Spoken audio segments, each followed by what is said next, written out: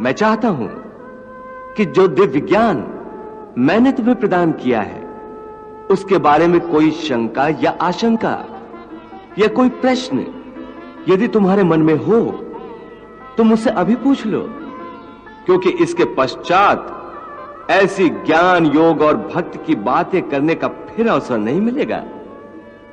इसलिए कुछ पूछना है तो अभी पूछ लो। हे माधव, अब इस मन में न किसी शंका के लिए कोई जगह रह गई है, न ही किसी आशंका के लिए।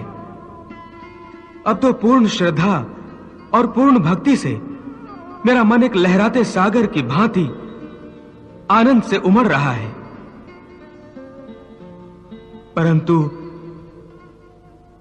परंतु क्या अर्जुन? प्रभु, केवल कुछ प्रश्न मेरे मन में उठ रहे हैं। तो इसमें संकोच की क्या बात है? जो भी पूछना है पूछो। भगवान, आपने जब मुझे अपना विराट रूप दिखाया तो यह भी तो बताया था कि यह विराट रूप संपूर्ण नहीं है, केवल मेरे समझने के लिए संपूर्ण है। इसका अर्थ है कि वास्तव में आप इतने विशाल, इतने विकराल हैं कि आपका कोई आकार ही नहीं बन सकता। हां, यही सत्य है। मैं अनादि हूं, अनंत हूं, सदा से हूं और सदा रहूंगा। संपूर्ण सृष्टियों में ऐसी कोई जगह, कोई स्थान नहीं है जहां मैं नहीं हूं। जल, थल और गगन में भी मैं ही हूं। इसलिए मेरा कोई आकार नहीं, मैं निराकार हूं। फिर आपने यह भी तो कहा था कि हाथी में भी आप हैं, गाय में भी आप हैं, चींटी में भी आप हैं। हां, यह भी सत्य है। तो फिर इस तरह तो आप साकार भी हैं। हां, जैसे इस समय मैं तुम्हारे सामने मानव अवतार में खड़ा हूं, यह भी मेरा साकार रूप है। इसके अतिरिक्त मेरे जो अवतार हुए हैं वो भी मैंने तुम्हें दिखाए हैं। ये सब आकार ही हैं, परंतु मेरा सच्चा और सबसे विशाल रूप निराकार है। तो ये सिद्ध हो गया कि आप निराकार भी हैं और साकार भी हैं। आपके भक्त जो आपको साकार समझते हैं वो आपके अवतारों की प्रतिमाएं बनाकर आपकी पूजा करते हैं,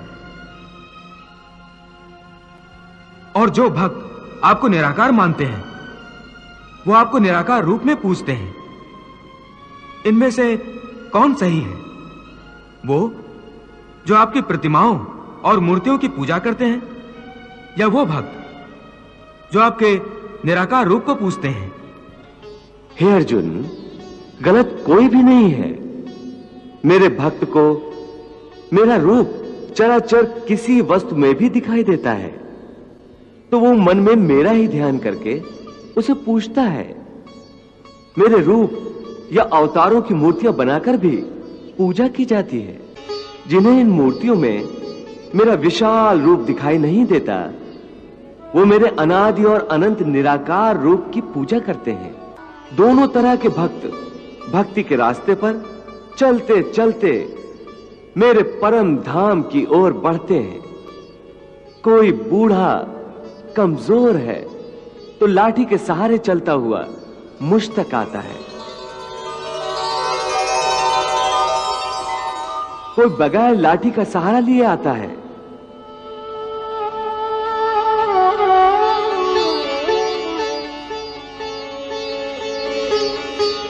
हे अर्जुन, मेरे भक्त बड़े अनोखे और निराले हैं। कोई मुझे अपना पिता मानकर मुझसे बेटे का रिश्ता जोड़ लेता है, तो कोई मुझे माता मानता है, तो कोई मुझे सखा मानता है, तो कोई मुझसे प्रेम का नाता जोड़ लेता है, जैसे गोकुल की गोपियां